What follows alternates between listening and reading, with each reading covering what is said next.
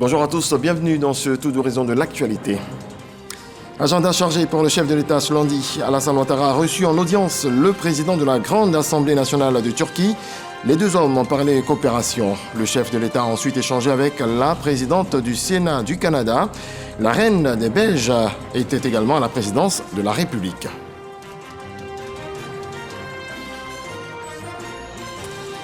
Après avoir été reçue par le chef de l'État, la reine Mathilde de Belgique s'est rendue à l'hôpital Mère-Enfant de Bingerville, un établissement sanitaire clé dans la promotion de la santé maternelle et infantile en Côte d'Ivoire.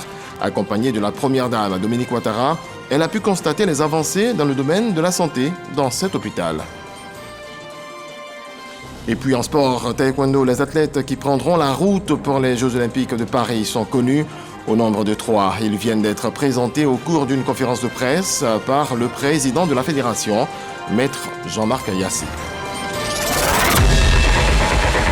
Bienvenue à vous tous. Le président de la République, Alassane Ouattara, a eu un entretien ce lundi avec le président de la Grande Assemblée nationale de Turquie, lequel s'est réjoui de la qualité exceptionnelle des relations bilatérales entre la Côte d'Ivoire et la Turquie. Il a pris l'engagement d'œuvrer à leur renforcement dans plusieurs domaines. On voit cela avec Viviane Aïma.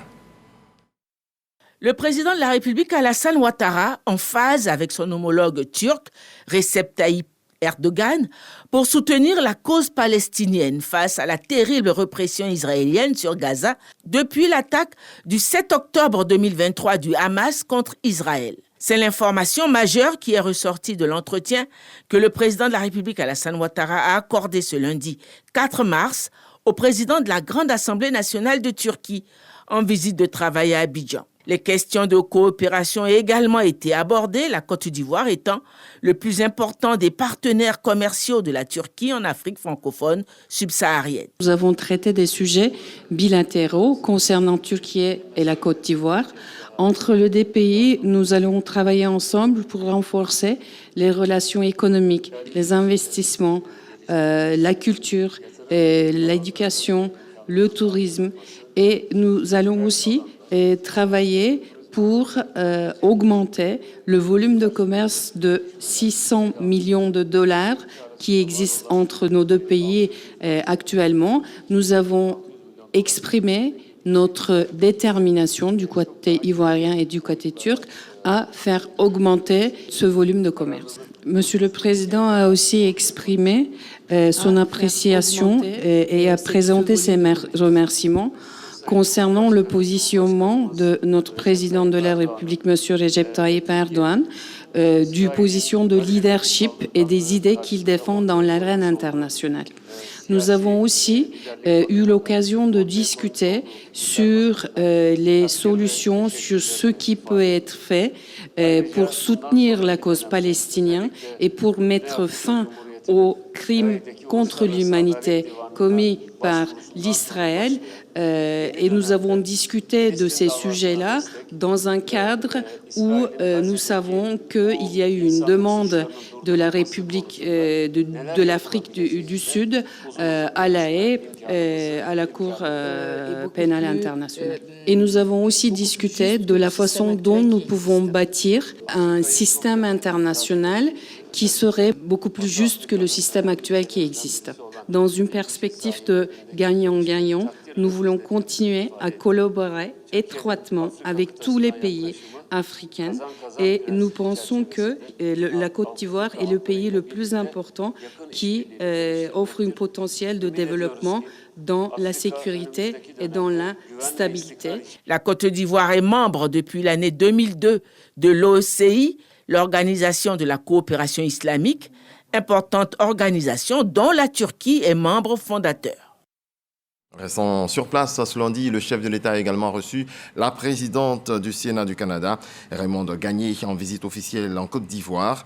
Elle a salué la victoire de notre pays à la CAN 2023 et souhaité l'approfondissement des relations historiques entre le Canada et la Côte d'Ivoire, le renforcement des liens entre les pays francophones, l'inclusion des femmes dans la prise des décisions et l'amélioration de la scolarisation des jeunes filles. La Côte d'Ivoire et le Canada, il faut le rappeler, ont d'excellents liens depuis 1962. Je le disais, agenda chargé pour le président de la République, Alassane Ouattara, qui s'est entretenu avec Sa Majesté Mathilde, reine des Belges, qui effectue une visite de travail de 3 jours en Côte d'Ivoire en sa qualité de défenseur des objectifs de développement durable, ODD, des Nations Unies. On retrouve Viviane Aïma. Épouse du roi Philippe de Belgique, la reine des Belges, Mathilde Dudek-Dacoz, a été nommée depuis 2016 par le secrétaire général de l'ONU défenseur des ODD, les objectifs de développement durable définis par l'ONU. C'est dans le cadre de cette fonction qu'elle entreprend une visite de travail de 4 jours en Côte d'Ivoire et qui a démarré ce lundi 4 mars par l'entretien que lui a accordé le président de la République, Alassane Ouattara. La reine Mathilde des Belges devait par la suite visiter au cours de la journée de ce lundi, en compagnie de la première dame de Côte d'Ivoire, Dominique Ouattara, l'hôpital mère-enfant de Bingerville. Plusieurs activités humanitaires sont inscrites sur l'agenda de cette visite de travail en Côte d'Ivoire. La reine des Belges visitera un centre de jeunes filles victimes de violences. Est prévue également une visite à l'université Félix Houphouët-Boigny. Une visite du village des pêcheurs de Laoupanda, une visite du stade de football de San Pedro et une rencontre avec de jeunes athlètes, également une visite de plantation de cacao dans la Nawa et d'une coopérative de producteurs de cacao et la visite d'un incubateur pour femmes entrepreneurs. En somme, une visite de travail qui emmènera la reine des Belges sur le terrain, lui permettant ainsi de s'imprégner des réalités multiformes de la Côte d'Ivoire. Après l'audience, la reine des Belges s'est rendue à l'hôpital mère-enfant de Bingerville, un établissement sanitaire clé dans la promotion de la santé maternelle et infantile en Côte d'Ivoire. Accompagnée de la première dame Dominique Ouattara, elle a pu constater les avancées dans le domaine de la santé dans cet hôpital de référence. Mama Traoré. Bientôt 6 ans que l'hôpital mère-enfant Dominique Ouattara de Bingerville fonctionne. 6 ans de dévouement et d'expertise pour garantir au couple mère-enfant le droit à une meilleure santé et surtout à la vie, ce qu'a toujours voulu la première dame Dominique Ouattara, présidente de la Fondation Children of Africa, à l'origine de la réalisation de cet établissement. Classé niveau 3 dans la pyramide sanitaire en Côte d'Ivoire, l'hôpital mère-enfant de Bingerville a une capacité d'accueil de 130 lits. Le plateau technique de dernière génération dont il dispose permet de délivrer des soins de qualité à la patientèle, ce qui vaut à cet hôpital une réputation internationale, renommée qui a attiré ce lundi la reine Mathilde de Belgique en visite en Côte d'Ivoire. Elle y était en compagnie de la première dame Dominique Ouattara. L'épouse du roi Philippe de Belgique a visité les services clés de l'édifice.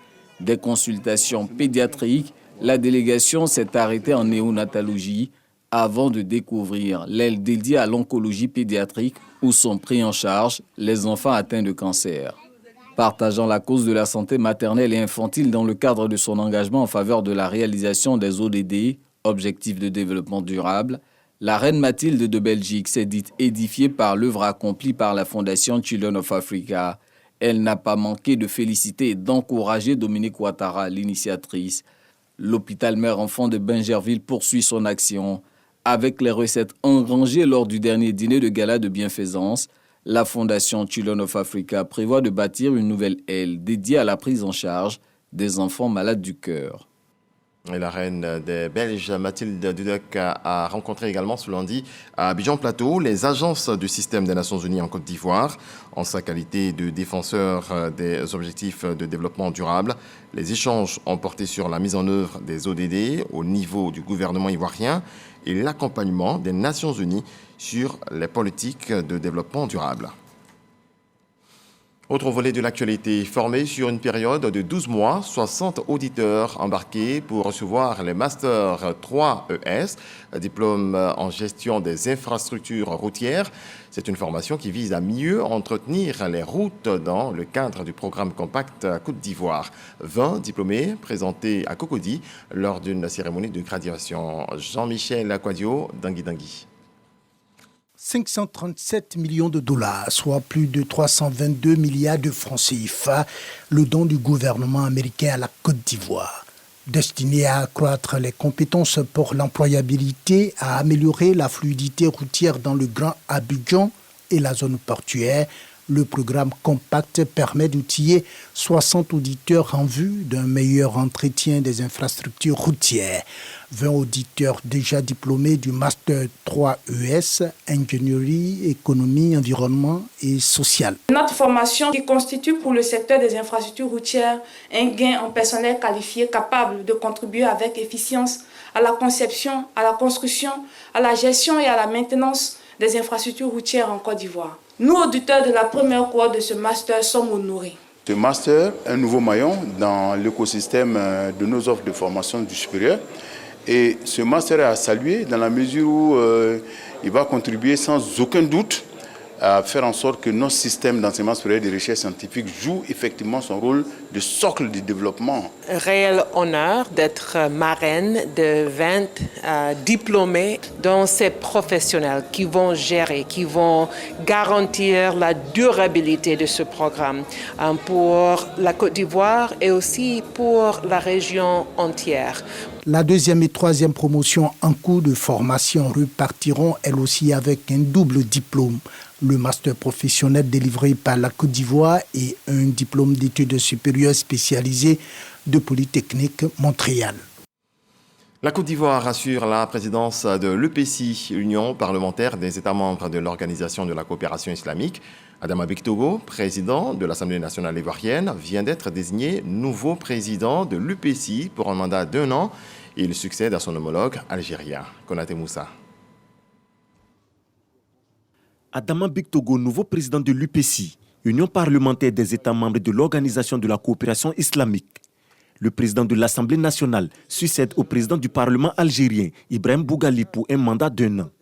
Dans son tout premier discours, le nouveau président de l'UPC se prononce sur la riposte des États face aux conséquences du réchauffement climatique, thème de la 18e conférence de l'UPC. Il nous faut mutualiser nos efforts par un partage de meilleures pratiques, par le transfert de technologies et le soutien financier aux pays les plus vulnérables aux impacts du changement climatique.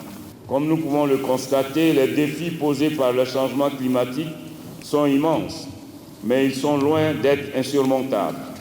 En travaillant ensemble, en faisant preuve de courage politique, en proposant des schémas de riposte qui s'intègrent dans une stratégie concertée d'entraide et de solidarité, et en plaçant la préservation de notre planète et de ses habitants au cœur de nos préoccupations, nous pouvons construire un avenir meilleur pour notre communauté, pour l'humanité. En plus des défis climatiques, l'UPC doit aussi se pencher sur d'autres questions, à savoir les conflits inter-États, notamment la crise israélo-palestinienne. Nous assistons depuis le 7 octobre 2023 à la résurgence du conflit israélo-palestinien. Devant la gravité de la situation humanitaire, avec son corollaire de victimes, je voudrais inviter chacune et chacun de nous à avoir une pensée profonde à l'endroit des disparus de ce conflit qui n'a que trop duré. Je voudrais également inviter toutes les parties prenantes à la retenue, à un cessez-le-feu immédiat et à l'ouverture d'un couloir humanitaire en vue de soulager les populations. La 18e conférence de l'UPC à Abidjan réunit 36 délégations parlementaires et plus de 300 membres. 11 février 2024, notre pays est monté sur le toit de l'Afrique. La Côte d'Ivoire, vainqueur de la CAN 2023. Le trophée a été présenté aux forces de défense et de sécurité par la Fédération ivoirienne de football. Frédéric Oulaye, Abou Sanogo. C'est à bord d'un véhicule de commandement que le trophée de la 34e édition de la Coupe d'Afrique des Nations, remporté par les éléphants de Côte d'Ivoire, a fait son entrée à la place d'armes de l'état-major général des armées. La Fédération ivoirienne de football, dirigée par Idriss Diallo, est venue présenter le trophée aux forces de défense et de sécurité. Une présentation, symbole de la reconnaissance des acteurs du football ivoirien pour l'engagement des forces de défense et de sécurité dans la réussite de l'organisation de cette grande compétition. Vous êtes la fierté parce que nous avons réussi à organiser une Coupe d'Afrique sans le moindre incident. Votre implication, la qualité de votre travail, la rigueur avec laquelle vous vous êtes impliqués, et c'est l'engagement de chacun d'entre vous qui nous a permis d'être là aujourd'hui. C'est avec honneur et fierté que les forces armées de Côte d'Ivoire, la gendarmerie nationale, la police nationale et les forces paramilitaires ont accueilli le trophée. Le général de corps d'armée Lassina Doumbia, chef d'état-major général des armées, a traduit la gratitude des forces de défense et de sécurité au président de la République Alassane Ouattara et aux éléphants de Côte d'Ivoire. 9 ans après le sac de 2015, nous voici rassemblés à la place d'armes général de corps d'armée Ouattara Thomas Daké, place la plus illustre des armées, pour célébrer la Côte d'Ivoire qui gagne et à laquelle nous sommes si fiers d'appartenir. Cette fierté qui pousse à se surpasser et à servir avec dévouement et abnégation. Pour le ministre de l'Intérieur et de la Sécurité, Fagondo Diomandé, représentant le ministre d'État, ministre de la Défense, le parcours des éléphants est un modèle de résilience. Ce trophée qui fait aujourd'hui la fierté de chaque Ivoirien et de chaque Ivoirienne est le symbole éclatant d'une Côte d'Ivoire résiliente dans l'épreuve, d'une Côte d'Ivoire unie et d'une Côte d'Ivoire en paix, et surtout une Côte d'Ivoire qui gagne. Une Côte d'Ivoire qui avance inexorablement vers son développement socio-économique. Vous avez su faire briller la fibre patriotique pour hisser notre beau pays au sommet du football africain. Cette cérémonie a été marquée par un tour d'honneur du trophée, à l'effet de permettre aux différents corps constitués de l'apprécier. Les travaux de restitution du plan prospective, planification, programme, budgétisation, suivi, évaluation ont été présentés aux acteurs des collectivités.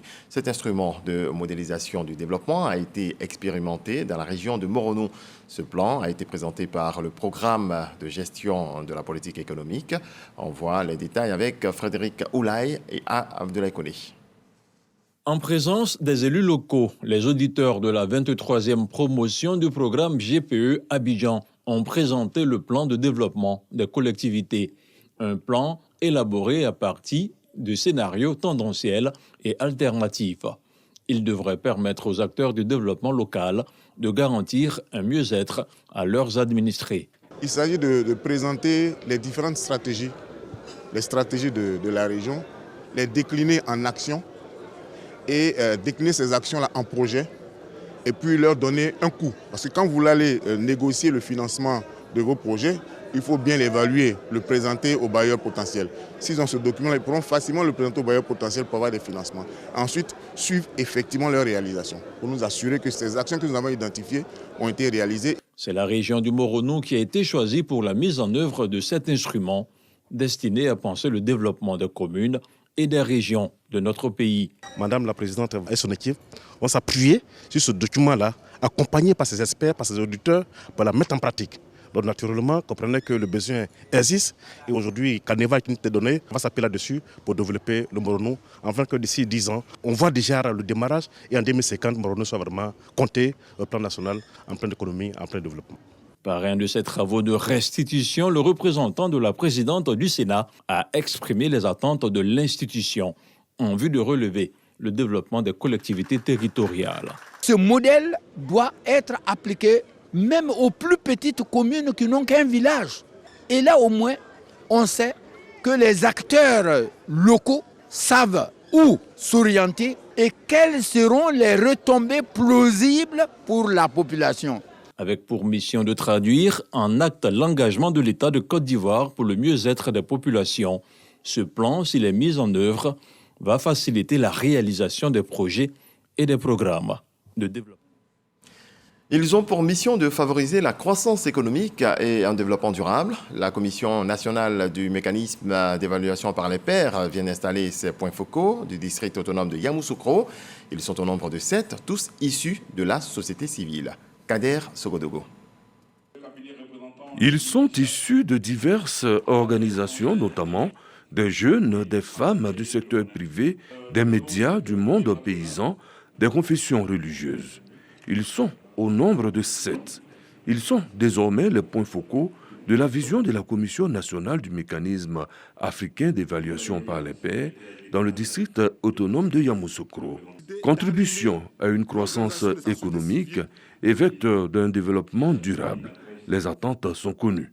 L'objectif fondamental du MAEP, mécanisme africain d'évaluation par les pairs, est d'encourager l'adoption de politiques, normes et pratiques en vue de promouvoir la stabilité politique, la croissance économique, l'intégration économique sous-régionale et continentale grâce au partage d'expériences. Ils sont encouragés par les responsables du district autonome de Yamoussoukro.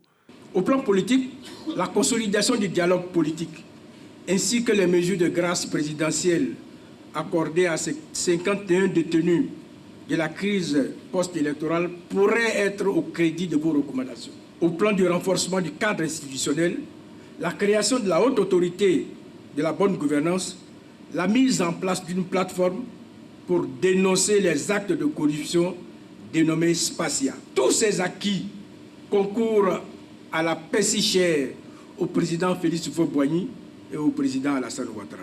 En effet, la construction de la paix se fait de plusieurs mains. Et le district autonome Yamoussoukro s'inscrit dans cette politique et se tient à vos côtés pour la recherche de la paix.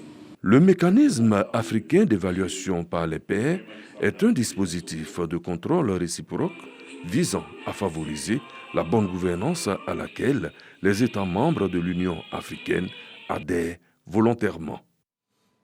On l'identifie par un dérèglement soudain et transitoire de l'activité électrique du cerveau provoquant des convulsions. L'épilepsie reste une maladie peu connue du grand public. À Sakassou, dans la région du Béké, les populations ont été sensibilisées grâce à l'ONG internationale Médecins sans frontières, Afrique de l'Ouest et centrale. Boubacar Silla, Soro Corona. L'épilepsie est l'une des affections neurologiques les plus répandues dans le monde. Selon l'OMS, Organisation mondiale de la santé, environ 50 millions de personnes en sont atteintes. L'épilepsie peut provenir des lésions du cerveau et une infection encéphalite ou méningite. Près de 80% des personnes souffrant d'épilepsie vivent dans les pays à revenus faibles et ne bénéficient pas du traitement dont elles ont besoin. Au centre culturel de Sakassou, dans la région de Béké, les autorités administratives, les enseignants, la chefferie traditionnelle sont sensibilisés sur les préjugés autour de cette affection. Une activité de l'ONG internationale Médecins sans frontières, Afrique de l'Ouest et centrale, WACA, en marge de la journée internationale de l'épilepsie. Certains disaient que c'était une maladie due aux sorciers, c'était des mauvais sorts, et ils ne savaient pas que c'était une maladie qu'on peut guérir ou qu'on peut avoir qu'on peut non seulement guérir, mais aussi c'est une maladie qu'on peut avoir la possibilité de maîtriser et que les personnes peuvent travailler correctement. À travers des conférences, des projections de diapos, des sketchs, les tabous sur l'épilepsie sont levés. Quand je vois une personne qui a l'épilepsie, vraiment je me tenais à l'écart. Parce qu'on avait tendance à nous dire que la salive et autres, voilà, ça a contaminé. Mais à travers cette conférence aujourd'hui, j'ai compris que c'est plutôt leur venue en aide. Parce qu'en tant qu'enseignants, nous sommes les premiers acteurs en contact avec les élèves. Et donc, si nous avons des rudiments sur la maladie, ça va de soi que ça va améliorer le rendement des élèves. Pour les autorités sanitaires, cette journée doit être une occasion pour sensibiliser sur cette maladie neurologique méconnue. L'administration sanitaire compte vraiment appuyer, poursuivre l'initiative de Médecins sans frontières pour que, quand ils ne seront pas là, nous puissions continuer ce qu'ils ont débuté. La journée internationale de l'épilepsie est célébrée chaque année le deuxième lundi du mois de février dans plus de 140 pays à travers le monde. Épilepsie en milieu scolaire. Parlons-en pour combattre les préjugés.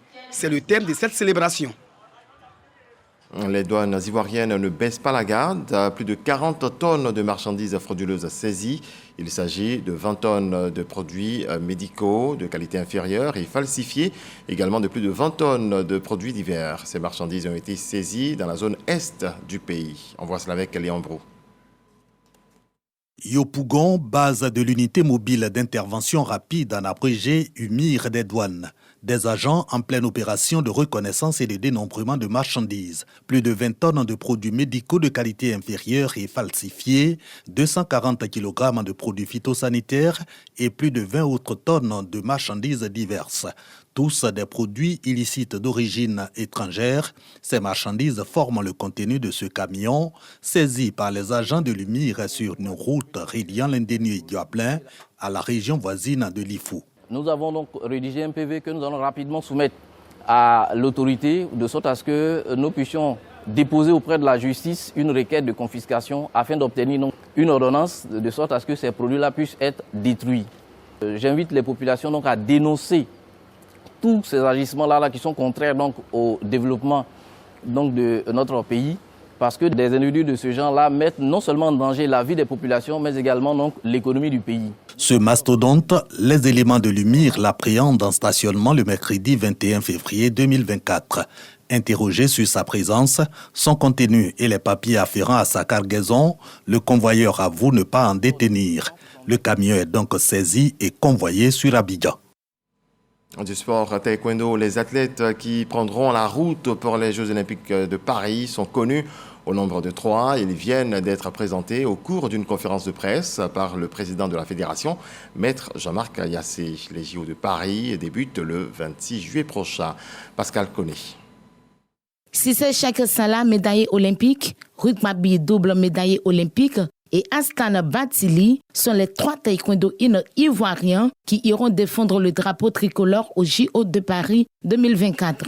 L'annonce a été faite au cours d'une conférence de presse organisée par le président de la Fédération ivoirienne de taekwondo, Maître Jean-Marc Yassé. Je demande non seulement au gouvernement, mais aussi toutes les sociétés qui peuvent nous aider et tous les autres athlètes et tous les membres de la Fédération ivoirienne de taekwondo de bien vouloir encadrer ces jeunes, les aider et prier surtout pour eux pour qu'ils puissent revenir avec des résultats positifs.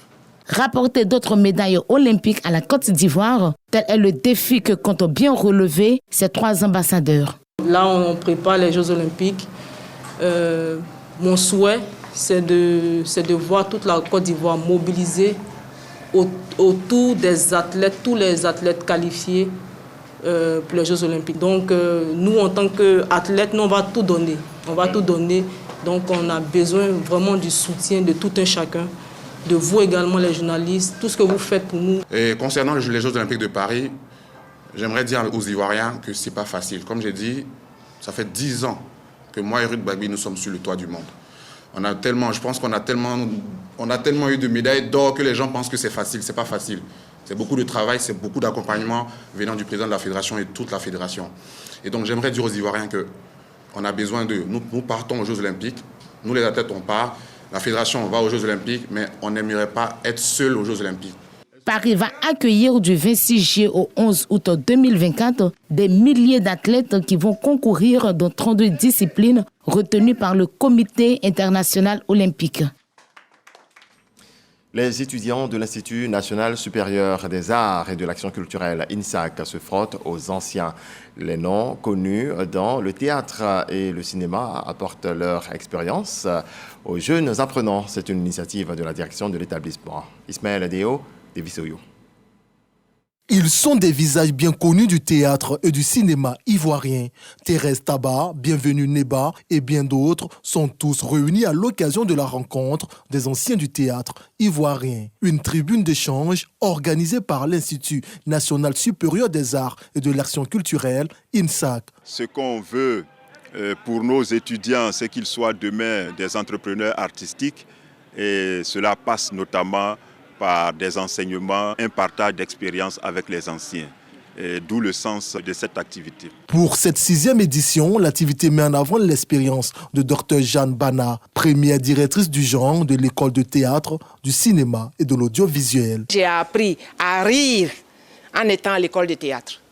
J'ai appris à tomber à l'école de théâtre. Il faut aimer le théâtre. Pour aimer le théâtre, il faut le connaître. Pour connaître le théâtre, il faut être formé. Et quand on est formé au niveau du théâtre, on peut faire tous les autres arts. Parce que le théâtre est la mère de tous les autres arts. Occasion pour les étudiants de l'Institut de s'inspirer de ce modèle de réussite du théâtre ivoirien. J'ai déjà entendu parler d'elle dans les livres, par nos professeurs aussi. Ça peut m'encourager à continuer en théâtre. C'est une manière aussi pour booster nous les étudiants à s'améliorer et faire comme eux. 49 ans que dure le théâtre ivoirien.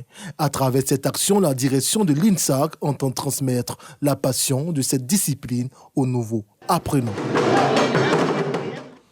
Dans le reste de l'actualité, on préfère une image, nouveau déplacement européen pour Emmanuel Macron. Le président français est attendu à Prague, en République tchèque, ce mardi 5 mars 2024, notamment pour y rencontrer son homologue tchèque ainsi que le Premier ministre. Il sera question de renforcement bilatéral entre les deux pays, notamment dans le nucléaire civil. La République tchèque souhaite en effet renouveler son parc de réacteurs nucléaires datant de l'époque soviétique. La guerre en Ukraine est également au menu des discussions, en particulier sur l'initiative tchèque visant à accélérer les livraisons de munitions. Merci à vous tous de votre attention. C'est la fin de ce point de vue. L'actualité, très belle journée. Dieu nous garde.